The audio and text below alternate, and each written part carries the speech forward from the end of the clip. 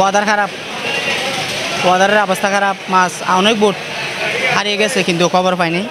দু একটা এসে ওই ছোটো ছোটো মাছ পেয়েছে আর কি। ওই ছোটো গেল লইট্টা মাছ, ছোটো চিংড়ি মাছ পাচ্ছে আর কি। বড় বোট আসে নাই, বড় বোট অনেক দূরে চলে গেছে। আজ 5-6 দিন হয়েছে বোট বাইরে হয়েছে, খবর নেই মাছগুলো মাছ পাইনি। ওই অল্প স্বল্প ইলিশ মাছ পাইছে, এগুলো আনছে আর কি।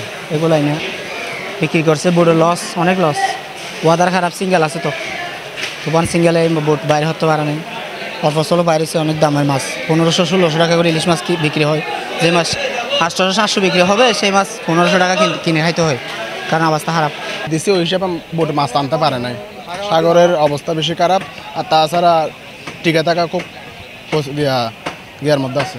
আমাদের মাছ আছে লেট্টা মাছ, তারপর হচ্ছে ইসা মাছ, তারপর হচ্ছে ফাইসা মাছ। 3 প্রজাতির মাছ নিয়ে আসছে।